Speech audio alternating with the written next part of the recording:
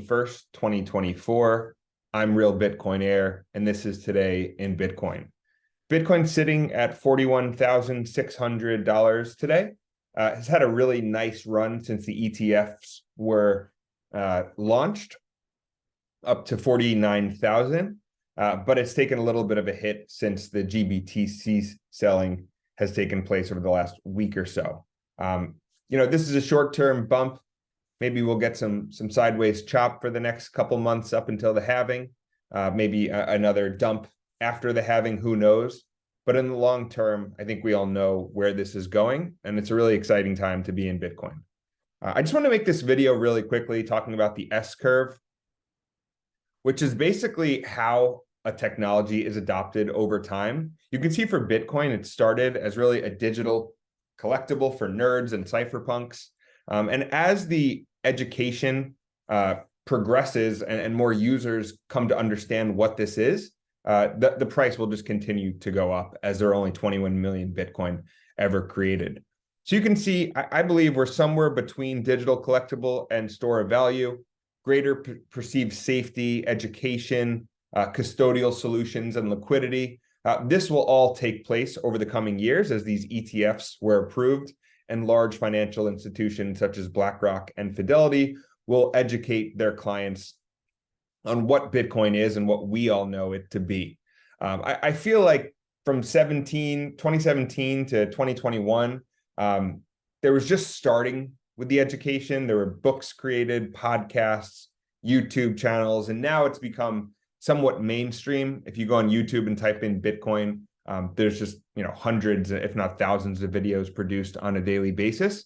So if you want to understand and learn about Bitcoin, the literature is there for you to do so. But in order for it to become a really reliable store of value and embraced by the masses, the large institutions have to accept it, and they are starting to with the ETFs. So you'll see BlackRock and Fidelity and the others start to really pump out news articles, blogs, videos on Bitcoin, why it should be in someone's portfolio, and that'll just be better for all of us because their clients own all the wealth in society, and they'll start to allocate maybe 1, 5, 10% to Bitcoin, which will drive the price up significantly. But really, this video is about the S-curve and kind of adoption over time.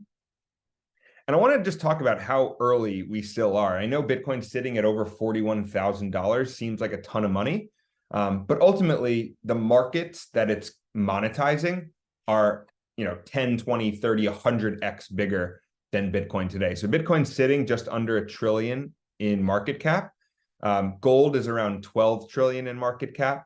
And then I think it's ultimately going to start to monetize real estate. Not all real estate, but investment properties specifically.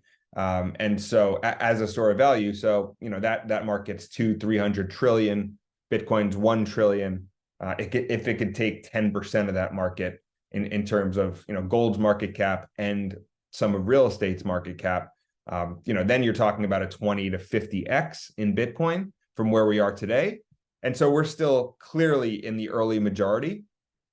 The reason I want to make this video on the S-curve is because it goes from 10% adoption to 90% adoption really quickly. So as much as Bitcoin's had a great run from $0 to $40,000, to take it to the next level and get another 80% of the world into Bitcoin, that's going to drive the price up significantly. And so we're still in that early majority. We're just starting to be able to trade on the stock exchanges across the world. Obviously you can buy the underlying and keep it in cold storage. That's what I would recommend. That's what I do. But ultimately, large institutions, that's not how they're going to, allocate to Bitcoin. They want a security with the ETF that they can keep in their brokerage account. And so that's what's going to drive, the next phase of adoption across institutions.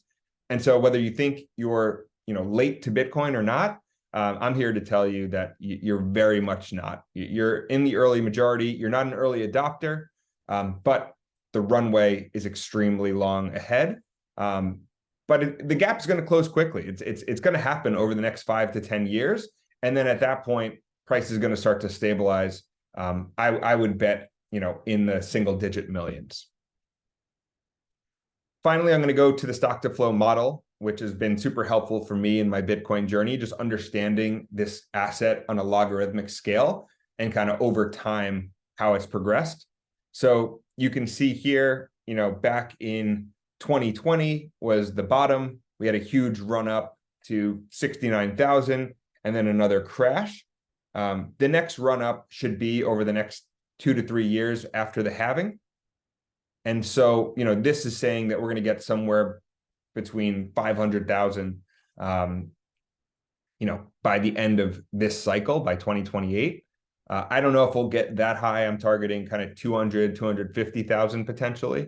But still, we're at 40,000 now. So 40,000 to 250,000 is a large increase. We'll see if we get there. But I just wanted to kind of have everyone visualize the S curve with this chart, where we started, where we're going. And honestly, this doesn't get to 90% adoption. This probably gets to 40% adoption. And I believe there's still one more large cycle after this that'll get us to, 1 million, 1.5 million.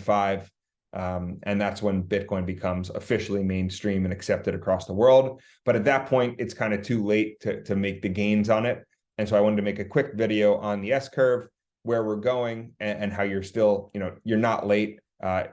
As a matter of fact, you're still in the early majority.